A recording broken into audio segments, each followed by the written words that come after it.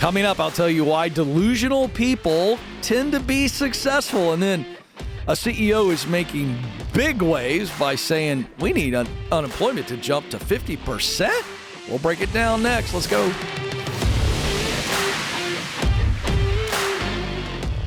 Helping you win in your work life so that you're winning in other areas of your life, because your work has a way of affecting everything else going on. And I want you to do work that you were created to do work that matters to you, do work that you love.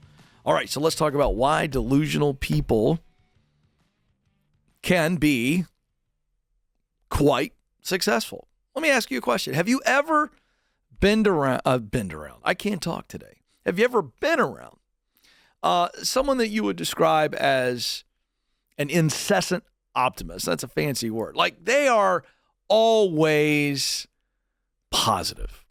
It can feel as though you're hanging out with a cartoon character. Like, you're not real. Like, what are you, SpongeBob? Are you Dory from Finding Nemo? You're lost all the time. You can't remember anything, and you're so freaking happy.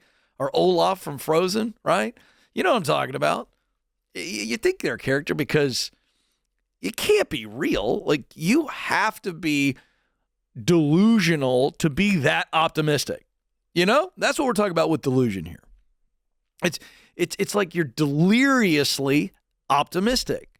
And you think to yourself, they would never survive in the real world, let alone be successful, because they got this little bubble around their head. But according to research, optimism, and I'm not talking about just occasional optimism, I'm talking about glass is always half full to overflowing. Every day pays a lot of dividends. Did you know that optimistic people boost their health, especially their heart health? Studies show that it increases your longevity. It improves your mood, of course. We know that a fake smile fakes your brain out. Your brain thinks you're happy, even though you might not be happy, and begins to respond with the chemical release throughout your body. Imagine if you're actually optimistic and actually smiling through something because you found the positive in it. Gives you more confidence. We need confidence to move forward, to take those calculated risks that become breakthroughs in our life. Optimism makes you 40% more likely to get promoted when compared to your pessimistic peers. I mean, let's think about it. Who does the boss want to promote? Tigger or Eeyore? Optimists are 6 times more likely to be truly engaged in their work and 5 times less likely to burn out than pessimists. Now, this makes sense to all of you, I'm sure. But here's the problem.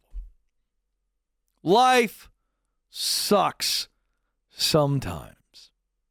Life sucks during seasons. And it's hard to be optimistic when you're in a storm of suck. But it can be done. Another problem is a lot of us are naturally pessimistic. Based on our environment we grew up in, the experiences of our life has made us lean pessimistic. And we just don't believe that things can get better. Here's a phrase that I've learned recently in reading books about this very topic and the psychology attached to it. People who don't think that things can get better have learned helplessness. It's actually a term used by social researchers to describe someone, maybe you, who is unable to work through a difficult situation. They've learned helplessness. The father of modern positive psychology is a guy by the name of Martin Seligman. And he discovered this learned helplessness by accident in 1967. Now, I want to warn those of you who are dog lovers, this is going to be uncomfortable, okay? So I'm telling you guys in the booth, I'm a dog lover. I love my golden doodle Ellis. I love my dog Ellis. And it's a little painful, but you need to hang with it, okay? So Seligman noticed that dogs who had experienced unavoidable pain without a way of escaping the pain just gave up and stopped trying to avoid pain altogether. Now, let me pause there for a second. The experiment was this. They would put dogs in a room, and they would put them on a surface that would send them a light shock. calm down, everybody. It didn't hurt the doggies. It was a little bit of an uncomfortable shock on their paws, on their feet. But the hope is that they were facing this little wall. Think of it about as a 1.5 foot tall wall that the dogs could easily jump over and get to some doggy treats. But when they put the dogs in there and they gave them that gentle shock, their hope was that they would go, I want to remove myself from the shock, so I'm going to jump over here where it looks like it might be better. And here's what they found by accident. What they didn't do was they didn't make a clear distinction for the dogs that it wasn't a random shock. It was an intentional shock. So they tested the dogs in a similar painful situation where a means of escape was provided, and that's where they could jump over the wall to the treat, and they didn't even try to find the treat. They didn't take it. The dogs assumed it would be impossible to escape it, so they just shook and kind of cowered when the shock hit them. And we do this as humans. At some moment in our lives, we learned through a pattern of belief that we didn't have control over our suffering. And so instead of looking for a way to overcome the suffering, looking for ways to break through the suffering, we just accepted it. And we became pessimists. And those poor little pups just accepted the fact that they had no control over the shock. Suffering doesn't actually cause the hopelessness, because we all endure suffering. It's the perception in our heads that we have no control over the suffering. If when life throws something at you and you are in a moment of suffering or in a season of suffering, that you realize this is not something I have to endure forever, this is something that I can move through, then your mind goes from hopelessness, which is, this is just my life, it sucks.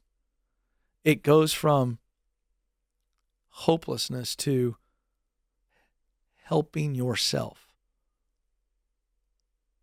When you think about prison for a second, that's what the real punishment of prison is. No hope that you'll ever get out. No hope that you can improve your life. That's the real prison. It's in the mind. So if we can learn helplessness, guess what we can do? We can learn optimism. A few of the pups realized, wait a second, that shock's not happening to me the whole time. I don't think I want to do that. What's on the other side over there?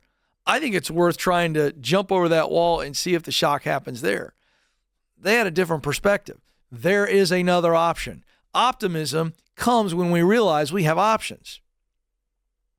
So as you're pursuing meaningful work, pursuing purpose in your life, pursuing getting debt-free, pursuing losing weight, pursuing improving your marriage, pursuing being a better parent, whatever that meaningful result is that you are aiming for, when you realize when things aren't going great, that there are options for you to move out of this negative moment, this negative season, then you realize what optimism really is. I have hope. There are options. I can get out of debt. I can improve my marriage. I can eat better. I can exercise. I can lose weight, whatever it is. The only difference between an optimist and a pessimist is how we interpret the suffering we're facing. An optimist is going to go, well, this sucks, but this is situational, and because it's a situation, I got options to change my situation. A pessimist goes, this sucks. Oh, man. And they sit. There's two types of acceptance. When something negative happens, a pessimist goes, man, this happened to me. An optimist says, this happened for me. I'm going to get through it. It sucks, but I'm going to get through it. I'm going to fight, and I'm going to move on. So let's just take this into the world of work, when one of the most negative things that can happen to us, okay, besides losing a job. So we're already in a negative place because we've lost the job, all right? Now we get into a place where we're looking to replace the job, and you interviewed for the job and you didn't get it. Now, an optimist would look at that and go, you know what? That no is a not here, not now. Wasn't the right place for me. I'm going to find the right place for me. It's out there. The pessimist takes that as a permanent rejection. That no means no one likes me. I'm never going to get hired. No's and nevers like to hang out together. And these pessimistic excuses give us an excuse, a logical reason for why we should be hopeless. And that is learned helplessness. So here's your challenge. Number one, be aware when you are accepting negative outcomes as final. Number two, use your imagination to rewrite those excuses into an optimistic option 1, 2, 3, 4, or 5 and move forward. Now, why does this matter? The reason for this is none of us are going to avoid challenges, the storms of life, but we can upgrade the way we think in those moments. Don't be a 40% chance of rain person. Be the 60% chance of sunshine. That's how I look at my golf tee times. If I see some weather, I go, great, 60% chance it ain't going to rain. Give me my golf clubs, Frank. Let's go. Change your mindset. Change your life. I promise you, if you can begin to learn hopefulness as opposed to helplessness, your life will change forever. This is the Ken Coleman Show.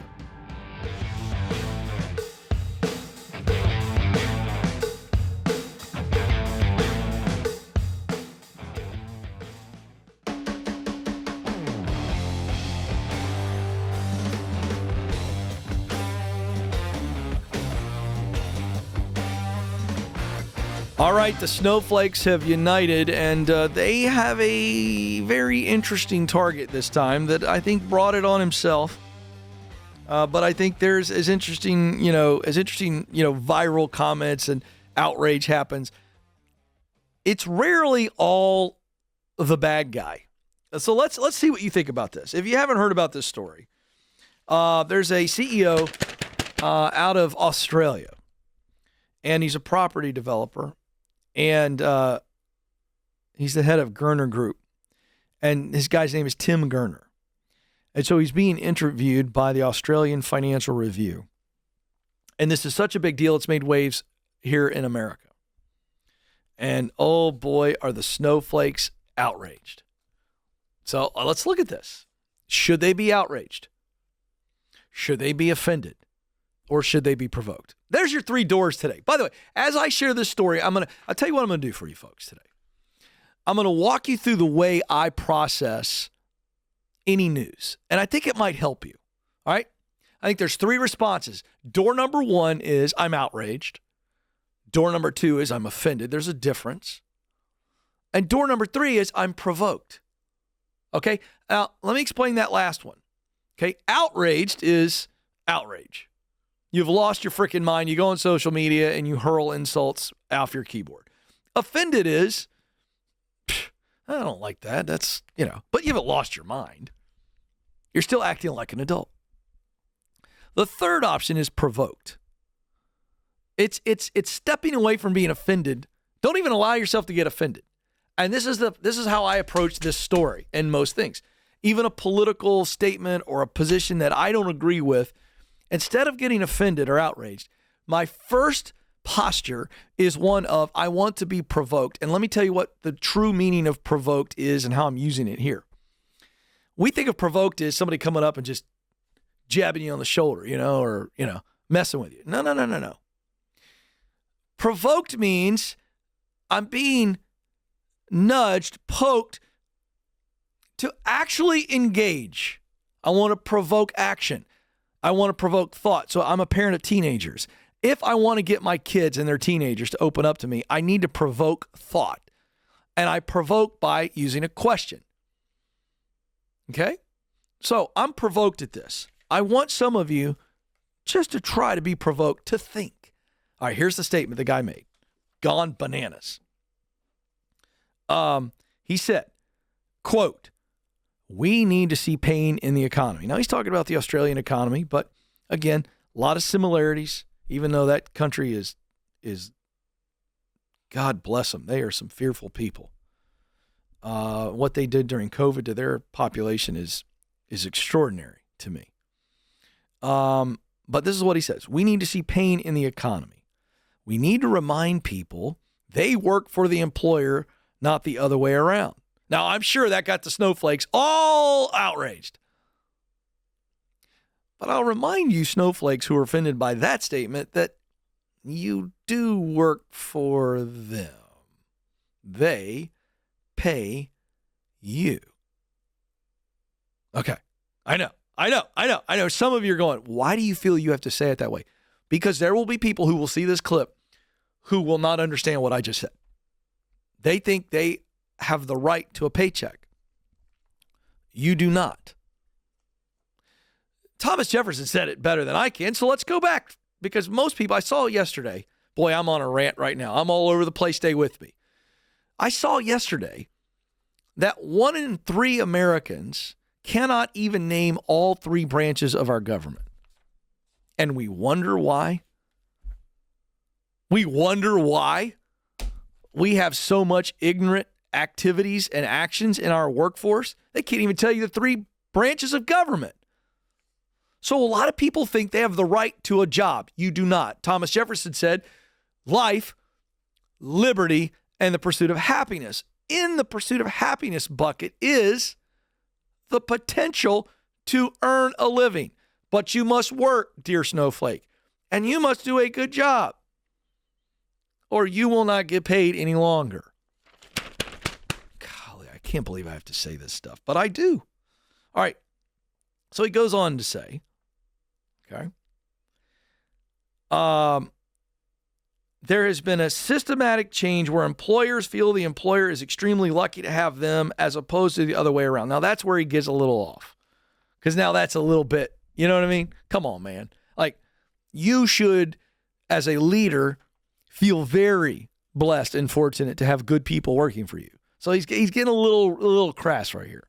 But here's what he thinks. I'll summarize his whole take because I don't want to get into the weeds of everything he said. Basically, he'd like to see unemployment go sky high, and the guy's mad. The guy's mad. He's had it up to here with entitlement. That's just telling you. Whether he's right or wrong, the guy's had it up to here, because you don't say things like unemployment should go to 50% just so people begin to appreciate their jobs again. Like, that's, you know what I mean? That's a little much. It's like me taking my kids' phones away for a year over, something I should take it away for 2 weeks. It's like, okay, all right. We're going to try to kill the fly with a 50 cal rifle. It's a little much. Well, it has gone bananas, and people like classic woke liberal Alexandria Ocasio-Cortez, who, God bless her, probably very book smart, has no common sense. I mean, zero. She said, this character personifies everything that is wrong with unfettered. I'm sorry, that is not attributed to her. Whoops. I'll get to that in a second. She said, this is a reminder that major CEOs have skyrocketed their own pay so much that the ratio of CEO to worker pay is now at some of the highest levels ever. Now, I took a shot at AOC is what her name is. But she's factually correct on the disparity between CEO pay. And I'm going to point something out here. I rarely, if ever, would agree with her. But she puts her finger on something that is causing tremendous amount of tension in the American workforce. And that is, CEOs, you gotta be aware. You can't be so freaking tone deaf. If people are struggling financially in your organization, maybe you shouldn't take the giant million plus bonus. Maybe you should show some empathy and understanding. Everybody expects you to make more, but maybe when people are struggling, you aren't taking a massive bonus. You defer it. Have some sense, executives. That's part of the problem. Because nobody cares what you say until they know how much you care about them. And you don't come across like you care about them when you do stuff like that and say boneheaded things like this guy said. Now, what he is getting at is, I'm providing you a paycheck. You can't make all these demands of me all the time. You can't be entitled for a raise every time inflation goes up, because that's not how you run a capitalistic business model. And he's right. he's not right to say that it should be 50% unemployment. That's absurd. So when you see these things, be provoked. And he is getting at some tension from the executive side of things that still has some truth to it. So I'm not offended by the guy. I'm not outraged. I am provoked, and he needs to be provoked to think about his comments and how he can make the same point without coming across like a guy who's in the ivory tower, who has no idea what everybody else thinks and feels, who makes way less than him and even work for him. This is the Ken Coleman Show.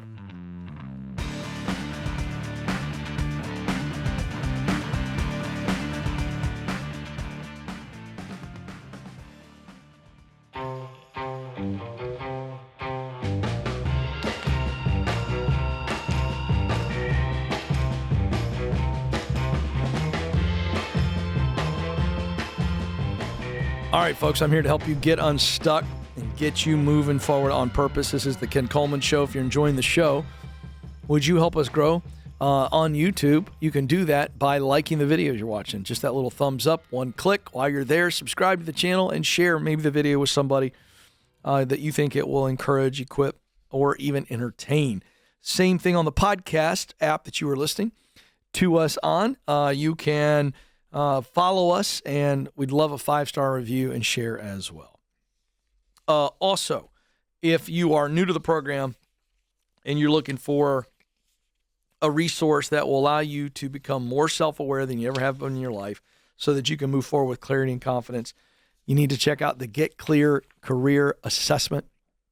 It's about a 15-minute assessment, gives you unbelievable awareness and a detailed report on what you do best, the work you love, and the results that motivate you. All of that information together is wildly important for your future. Go check it out, kencoleman.com/assessment, kencoleman.com/assessment. All right, let's go to the phones. Bonnie is on the line in Boise. Bonnie from Boise, you're on the Ken Coleman Show. Hey, Ken. Thanks for having me. I'm excited to talk to you. I am excited to talk to you. What's up? Hey, I'm calling you because I've been working at the job that I'm at for almost 5 years, and I've struggled with the same issues for quite a long time, probably the last year or so. And it comes down to the fact that I really love my job, but there's things about it that I really hate. And the things I love is that I love the doctor that I work with. He's great with his patients. He's very smart. He's a specialist, so he has that extra 4 years of education that just makes him really, really capable. He gives me extra opportunities to learn other parts of dentistry. So I'm not just an assistant, but I've also been learning dental lab tech, which has been awesome, so much fun. And then it's very fulfilling. I love my patients. We get a lot of more complex cases because he's a specialist, and I love that. It's very fulfilling. So what do you hate? I don't like the way that he runs the business. He's a great dentist, but he's not a good businessman. Yeah, that's very normal. Very normal. Yeah, and he runs the business with his wife. The HR is terrible. The feedback loop is awful. I mean, most of the time you learn about what you're doing wrong through the grapevine. And just there's not a lot of benefits. There's favoritism. There's nepotism. There's a lot of things going on that just really they're just not a lot of fun to deal with. Mm-hmm. So that, by the way, that right there, you won't be able to keep doing that much longer. I think you're probably at the end of your rope now. I've had some very serious mental health issues this last year. Have you ever brought all of this up? I'm guessing the answer is yes. Well, to his face, I have not, because I don't feel comfortable doing so. Why? Getting serious with him is very difficult. Why? If you sit down to have a serious conversation, it's very uncomfortable. It's hard to talk seriously with him because it's just we're always just going to be lighthearted. We're going to joke. We're going to have fun. So coming to him with serious stuff sometimes is intimidating. And sometimes he's maybe a little defensive and angry. Oh, he does get defensive and angry. I thought he was lighthearted and fun. I think that's just a way to keep you from going there. So when you've had serious conversations, he goes from lighthearted to defensive and angry. Yeah. So you've had enough serious conversations to know what it's going to feel like, and nothing happens as a result of it. Is that what I'm getting? Yeah. Yeah. Very seldom are things followed through on. Yeah. Yeah. Well, it's time to move on. I don't know what your question was, but I'm jumping ahead to my answer. Because here's why. That was my question. Well, we've got a track record. Yeah. We have a track record we cannot ignore. You've brought stuff up before. This guy's passive aggressive. Yes. Because he doesn't know what he's doing. He doesn't know how to run the business, and he doesn't want to make the moves necessary to run the business well. Mm-hmm. He's okay with it as is. Yeah. And he knows that. He may not say it. He may not think it that way, but he doesn't, like, either his wife's running it or the family. The nepotism is a thing where that's just, he's choosing that over efficiency and excellence. Yeah.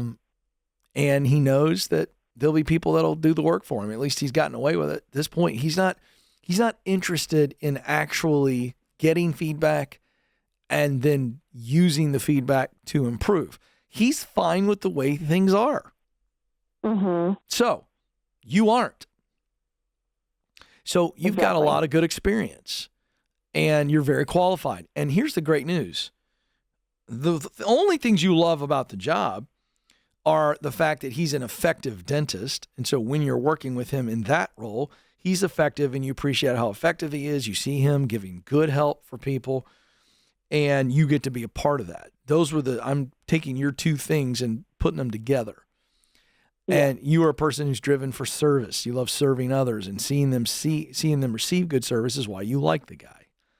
Absolutely. But other than that, you'd fire him if you had the chance.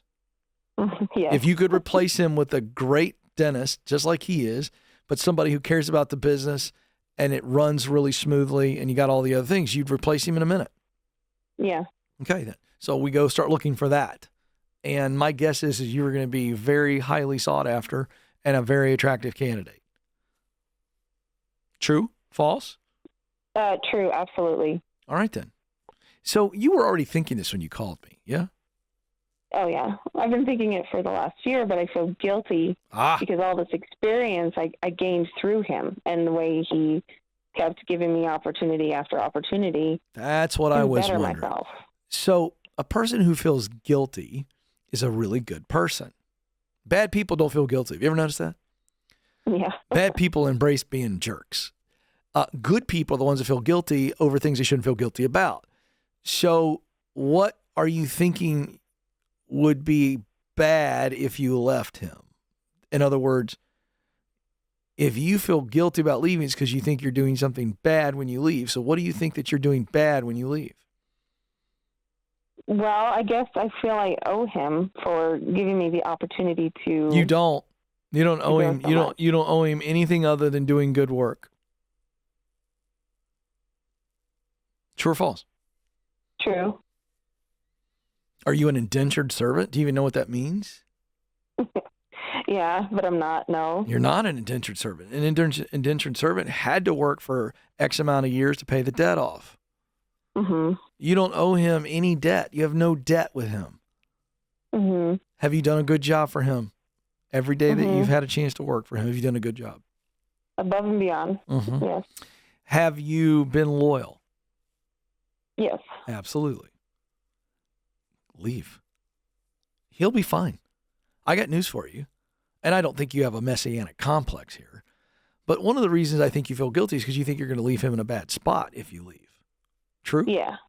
Yeah, definitely. Guess what? They'll survive without you. You ever missed any sick time or vacation time? Yeah. Did the business fold while you were gone? No. They're going to be fine without you. And the best part of this is not about them being fine without you, but you thriving without them. It's time for you to move on. Bonnie, you got one life.